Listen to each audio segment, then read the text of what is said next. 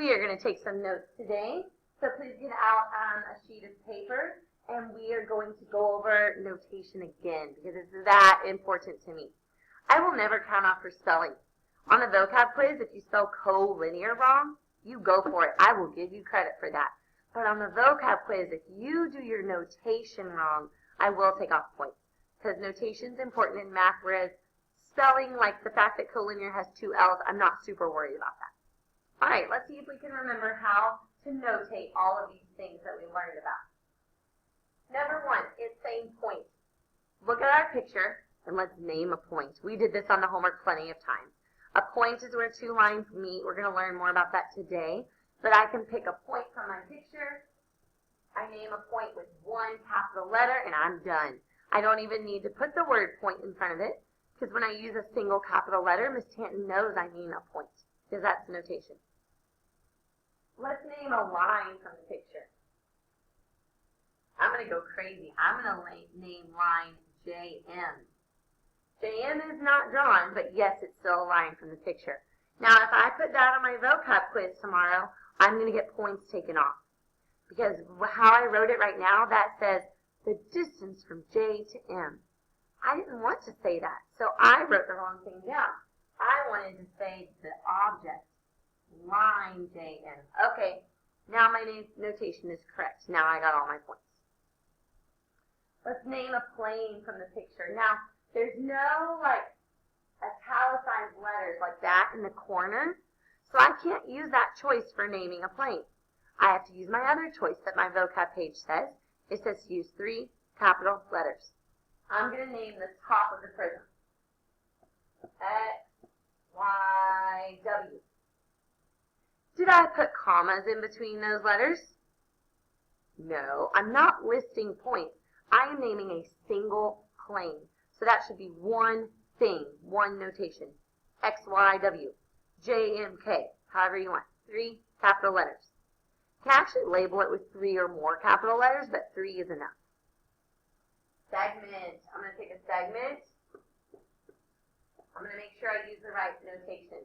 Segments should never have arrows. Segments have a beginning and an end, so they should not have arrows. Array. I will pick any 2 letters I want. Let's see. How about Ray, K, J, because it rhymes. Remember, array needs to have 1 arrow, and in our class we always point the arrows to the right because we read from left to right, so that's going to be the best way to draw our array notation. Y'all remember the symbol for congruent? Picture it in your head. Okay, I can see it. Yep. Equal sign with a squiggly on top means that 2 segments are congruent, the same length. Parallel, close your eyes and picture the symbol for parallel. Okay, got it. And perpendicular. This one actually is not on your vocab sheet because we're going to go over it more in a different unit, but it's still a really good symbol to know. Upside down capital T. Good? Now, if I wanted to go a little bit further, I could have said XP is parallel to ZK, right? That's a whole sentence. Line XP is parallel to line ZK. I could have said, let's see, segment JK LOL. I'm just kidding. Segment JK is perpendicular to segment YJ. Those are perpendicular right there. So I could have written a whole sentence if I wanted to. Today we're going to learn about 4 basic postulates. If you walk away from class and this is what you remember, then I have done my job. 4 postulates that are literally the building blocks for all of geometry. So in your notes, you can organize it however you want, but we're going to learn 4 important postulates. And the great news is a lot of them are common sense. You're going to be like, duh, Ms. Stanton, like, why did you have to even write that down? All right, so we have a coordinate plane. We plotted a point, and then I asked you to draw a line through your point. All right, did you draw my line? Is that the one you drew? Oh. I assume that not everyone drew the exact line that I drew, right? Oh, I have to call it M. So if I give you, we all have the same point, correct? We were all working with the same point, yet we all drew different lines. So what do you think that we could say there exists how many lines through one single point? I give you a single point. How many lines could we draw potentially through it? Yeah. We could go on, pretend I'm going through that point, pretend I'm getting this right. We could sit here forever and keep drawing new, unique lines through point A. We all have the same point, but there are infinite number of unique lines through that point. So does one point define a line? No, right? One point is not enough. So this is infinite. An infinite number of lines through a single point. Okay, now let's try something else. We're going to see how many things you remember. Go ahead and plot the point 3, 5. Once you've plotted point 3, 5, now I want you to reflect it over the y-axis. Reflect means flip, if you remember from previous math classes. So take that and flip it over the y-axis, and it says call it B prime. Then it says draw a line through points B and B prime.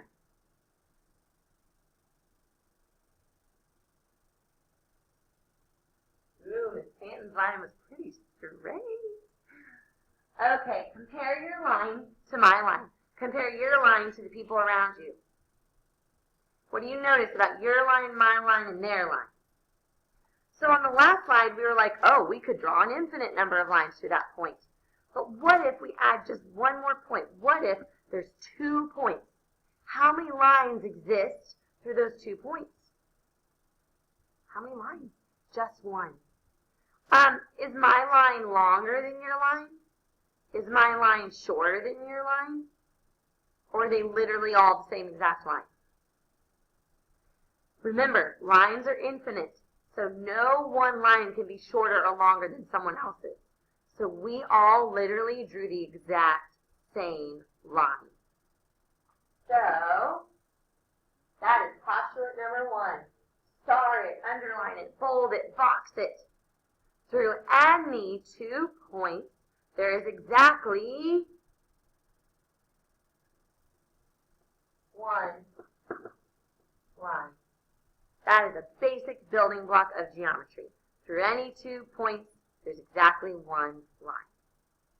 Sorry, it takes 2 points to create a unique line. It takes 2 points.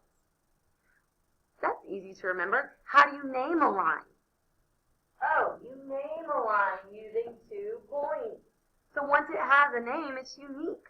So that's kind of easy to remember. It takes 2 points to make a unique line. All right, sketch a new coordinate plane real quick. Draw any 2 lines you want. Draw me 2 lines on your coordinate plane. Go. Okay, so you drew any 2 lines you wanted to on your coordinate plane. Did your lines, yes or no, did your lines intersect? What about my lines up here? Do my lines intersect? Do my lines intersect? Remember, those have arrows on them. Your lines better have had arrows on them. Those lines go on forever. So even though they're not intersecting yet visually to us, they absolutely are intersecting. Now, when and if your lines intersect, did anyone's not intersect at all? If someone's didn't intersect on their paper, what are their lines called? If someone's did not intersect, what were their lines called? Good, parallel. So not everyone had to draw lines that intersected. Yours could have been parallel. But if yours were not parallel, then that means your lines intersected. Now, what do you get when 2 lines intersect? Do they intersect in a point, in a line, in a plane, in a ray, in a segment? What do you get when 2 lines intersect? Point, line, plane, segment, ray? You're right. When 2 lines intersect, they intersect in exactly 1 point. And you could call it something. There you go. Do all lines intersect? I think we kind of already went over this. Draw 2 lines that don't intersect. We talked about it. They would have to be parallel. Okay, now try this one. I want you to draw two lines, and I want you to make them intersect more than once. I sure hope that your conclusion was that it is impossible. Lines cannot intersect more than once. And that's a really great question that you're asking. So I drew this line, and then I drew this line. Is my green line and my blue line, are those intersecting infinitely? The answer is no. They are the same line. So it's not two lines intersecting infinitely. It's actually the same line. So, can two lines intersect more than once? The answer was nada, no, sorry, denied. Okay, so we have a postulate to write. We have a postulate number 2. If two lines intersect, because remember they don't have to. If two lines intersect, then they intersect in exactly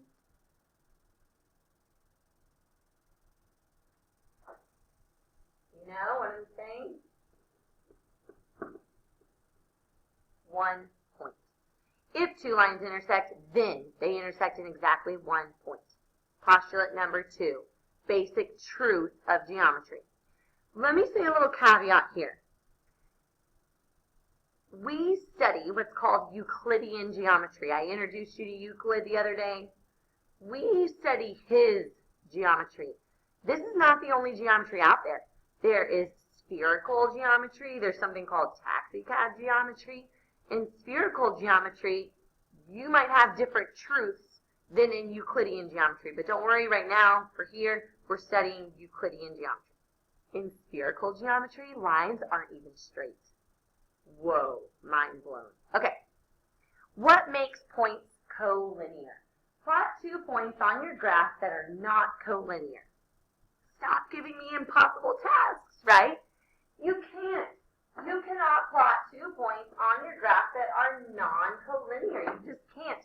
What about a point right here? What about this point and a point hanging out on Jupiter? Could I connect those with a straight path?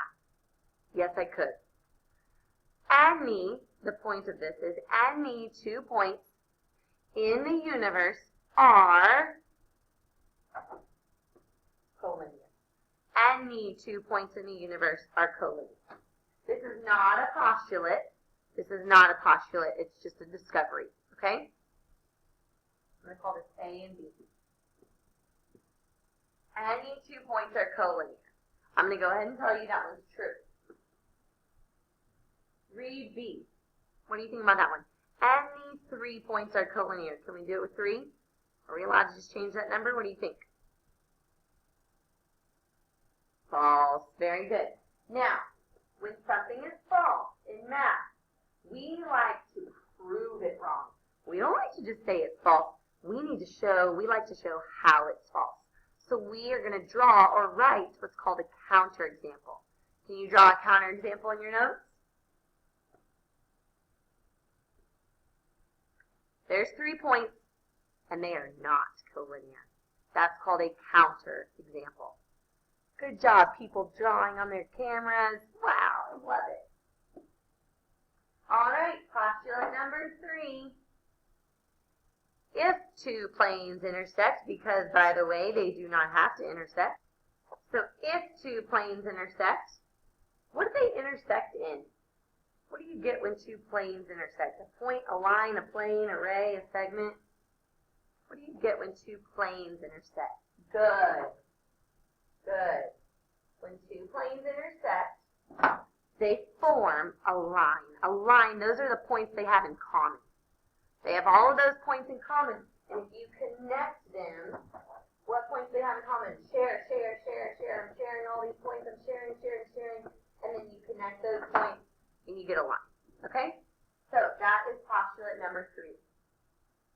If 2 planes intersect, because they don't have to. They don't have to intersect.